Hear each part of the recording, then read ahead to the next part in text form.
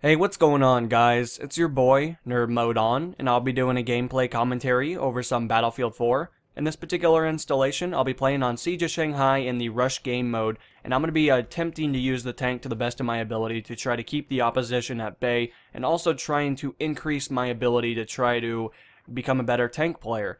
I'm definitely pretty sufficient in the tank. By no means am I the best tanker in the entire world, especially with how many people have purchased Battlefield 4, followed by the community that is Battlefield 4. By no means am I the best, but I would definitely say I'm pretty adequate. I'm a little bit better than maybe the average Joe, and I definitely don't drive my tank off of bridges and stuff like that. That is always interesting to watch some of the newer players jump into the Battlefield franchise, but, you know, we gotta welcome them with an open arm and attempt to maybe make them a better player.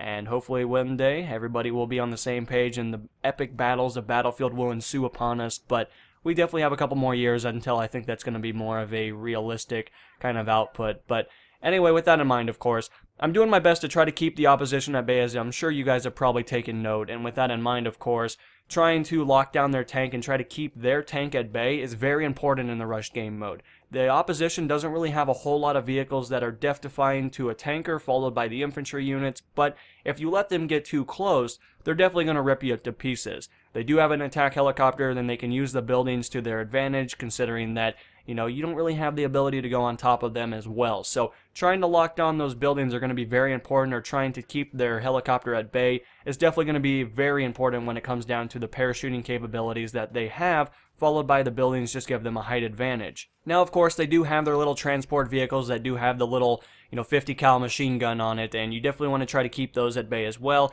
Infantry units can help you destroy them. They're not really too big of a deal, but if you let them get too close, you let them drop in infantry units behind your lines, you're going to be in for a ton of hurt. And especially with the infantry units having great weapons and definitely having kits that are going to definitely be able to destroy you in some cases, you definitely want to try to keep those vehicles at bay, or at least trying to keep them at least off of the main battlefield or behind enemy lines, or your lines in this case.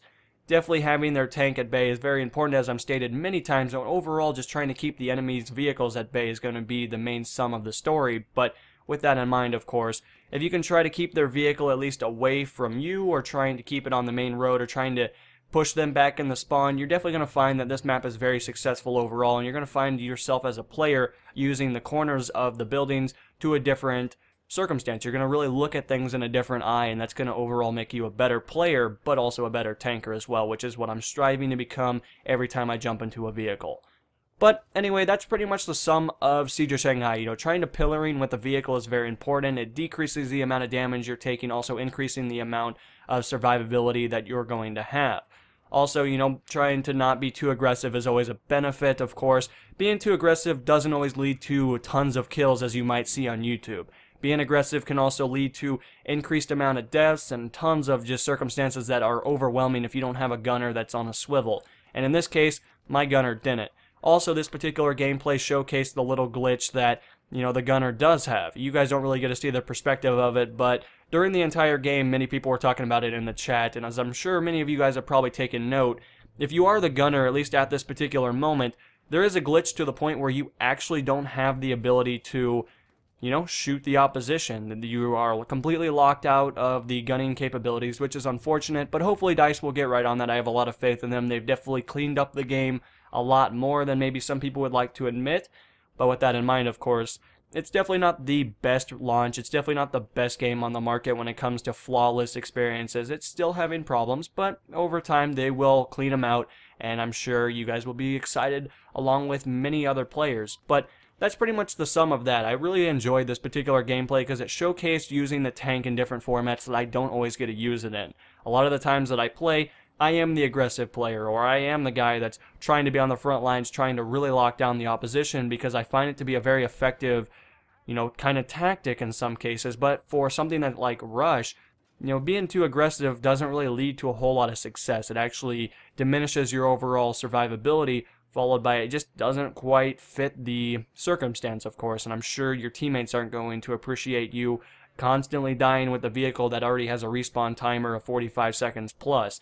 So you might want to be a little bit more conscious of your teammates' overall feelings about what you're doing, but also just trying to survive a little longer is always going to equal more kills in multiple circumstances, and you're going to quickly find that you're going to become a really good player. And hopefully that's the case in this particular moment, and hopefully in the future as well. But anyway, guys, that's pretty much the sum of that. I talked a little bit too much about tactics and strategies on this particular map, but I thought it would be a good little difference. You know, I thought I would jump in here and give some strategic tactics to this particular game mode. I'm definitely not new to Rush by any account, but in the Battlefield 4 franchise, or the Battlefield 4 side of things, of course, I'm a little new. I'm not too keen when it comes to Rush. I do enjoy Conquest, but in Battlefield 3 I had played so much Rush in the past that I could tell you every inch of the map. I could draw it on a map if I needed to, and I could let you know exactly where players were coming from. And as I'm sure many of you guys out there have probably done yourself, you just become a little bit more used to the map you're playing, and you quickly find that you pick up on strategies and tactics that are definitely occupying a little bit more of a higher survivability. But anyway, guys, I hope you enjoyed today's video. I'll see you guys tomorrow, and more Battlefield content on the way, so I'll see you guys tomorrow. This is NMO, and I'll be signing out, guys. Peace.